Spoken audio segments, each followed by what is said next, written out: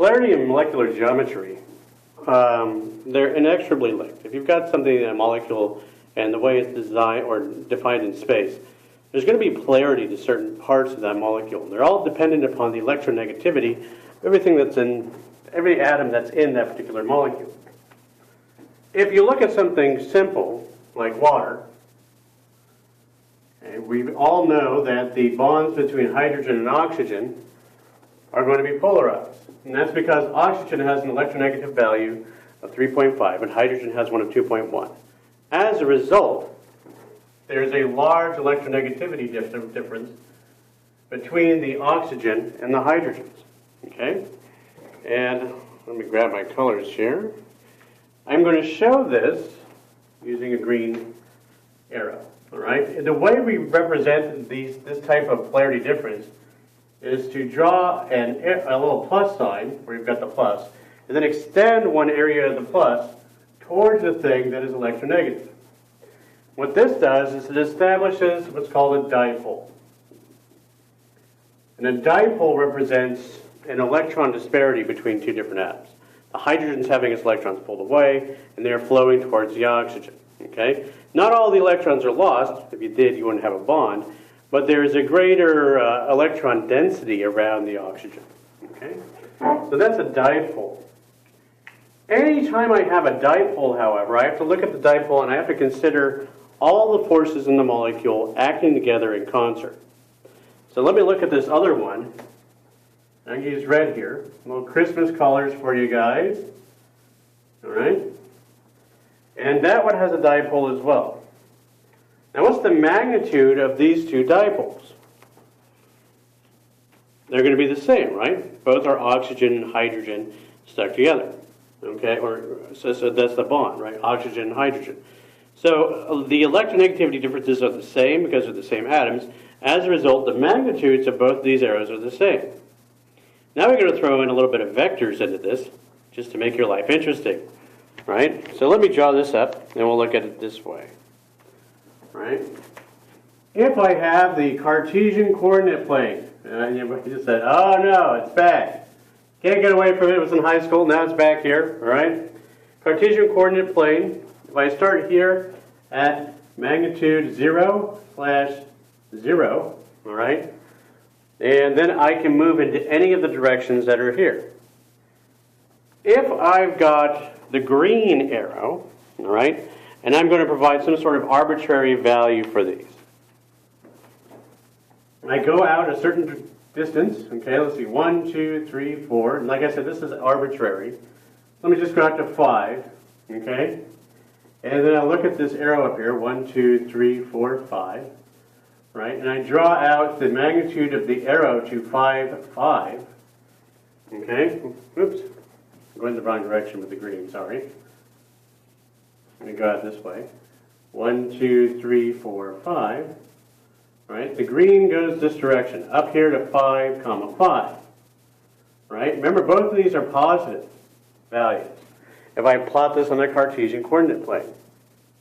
If I look at the red does the same thing but in the opposite direction.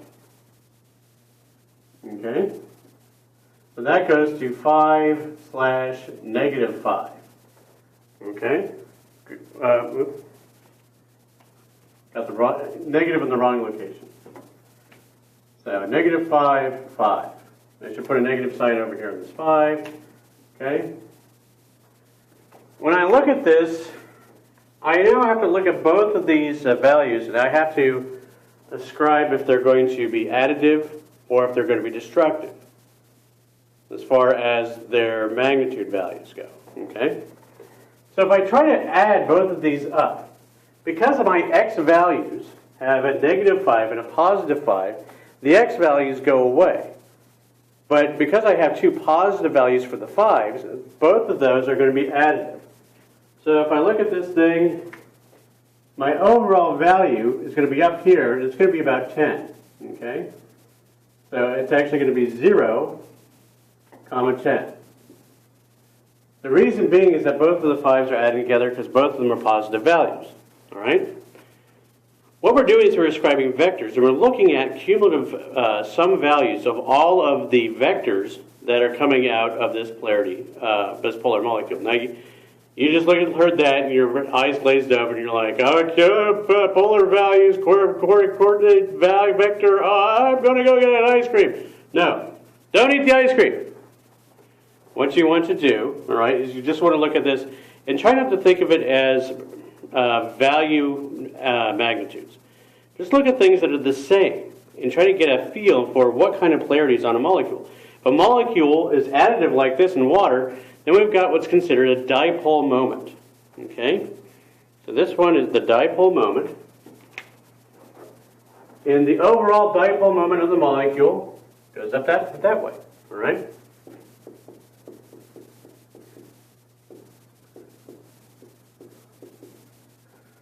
Okay? And that's for water. Now you looked at that and you're like, well, I already knew that water is a polar molecule, so that makes sense. The dipole just basically proves the idea of why this is a polar molecule. Okay? Water is a polar molecule. Hopefully that's not a surprise to anybody watching this video. Okay? Now, let's look at something similar, because this is a two-dimensional construct. We don't count the lone pairs for polarity. We look at the atoms, all right? So let's look at carbon dioxide. Carbon dioxide has two double bonds to oxygen, and both oxygens have two pairs of lone pairs. We're not so concerned with them right now because the lone pairs are not involved in the polarity at this point. Okay, so now let's get out green and red, and we'll look at the two values. Right, this one goes this direction, and the red goes the other direction. Now, are the magnitudes the same? Are the magnitudes the same? Yes, because I've got carbon and oxygen. The bonds are the same. Therefore, the magnitudes are the same. Now, if I look at this, both of these look like they're traveling along the x-axis. So what's going to happen to the overall magnitude of carbon dioxide? It's going to get wiped out. So even though I've got two polar bonds, in this case, I have no polarity. So this thing is not a polar molecule, non-polar. Okay, good. Now let's look at this.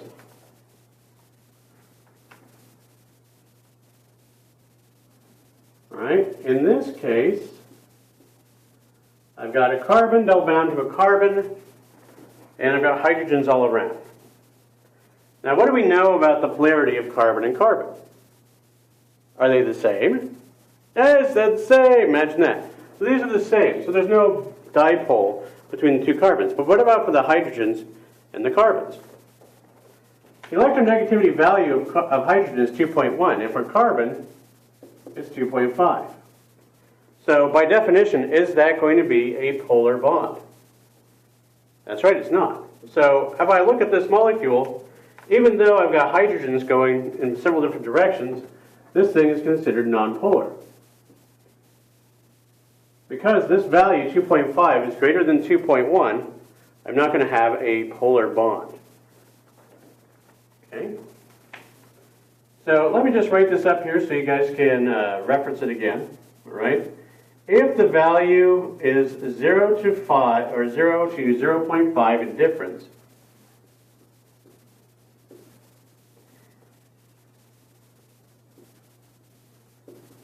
I have a nonpolar bond.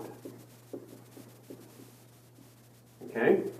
If I have something that's 0.5 to 1.0, this is a polar bond. Okay? As a matter of fact, I'm going to erase this and put it there to 2.0. And the reason I put it up that high is that when you have covalent differences, you're still going to have a polar bond. However, there are some times when I have large disparities between metals and nonmetals, and that generates an ionic bond. So for nonmetals bound together, these things are this is the polar range, but sometimes, well, let me put it here. Let's do 1.0 and higher. This range should be considered ionic. And it's only ionic for metal-nonmetal bonds.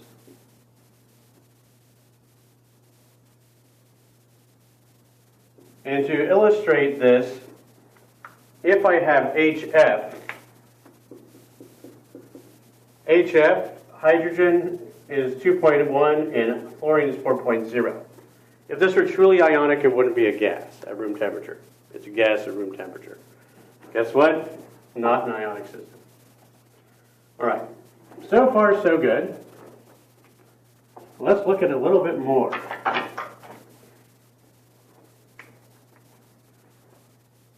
NH3. So I'm going to put the lone pair up here. H, H, and H. Nitrogen's polarity value is 3, and hydrogen is 2.1. Sorry about that, ran out of storage on the device. So here I've got NH3. I've got a value of 3.0 electronegativity for nitrogen, hydrogen 2.1. I come down here and I look at these values, and I fall between 0.5 and 2.0 in the polar section. So I know that this thing's got polar bonds. But if you look at all three of these, all of them are pointing up towards the nitrogen. So all of the hydrogens are pointing towards the nitrogen. If you think about that, all of the vectors around nitrogen, there's only one that's additive. All the rest are canceling out. And those are all the ones that are pointing upwards, because we know this is a trigonal pyramid. So that means that our dipole moment is pointing upwards like that. So that tells me that NH3 is indeed a polar molecule. Okay? Let's do one more example, and let's look at carbon or methylene chloride. All right? And this time I've got 2 chlorines and 2 hydrogens. All right? Is this a polar molecule? Well, we know it's got polar bonds in the fact that I've got chlorines around a carbon. And this is a tetrahedron, so we have to be careful about how we look at it. And here with these hydrogens, we know that hydrogen has a 2.1, carbon has a 2.5. So the difference falls in the nonpolar region. So I'm not going to draw a dipole arrow for that nonpolar region. But what I will do is draw this. Okay? So carbon and chlorine do have kind of a dipole moment, right? And they both stretch out away from the carbon. As a result, my overall dipole for this molecule is pointing in that direction. The reason being is that I've got similar magnitude for chlorine going either way off of these arrows. But I don't have that type of magnitude with the hydrogens, okay? Everything is pointing in one direction. All right? So all I want you to do, I don't want you to do any calculations. I know that some texts actually talk about figuring out angles, SOHCAHTOA, all that crazy stuff. Yes, there are ways to do that. And yes, it is a legitimate science. But I really don't want to spend a lot of time talking about that during my classes. Okay?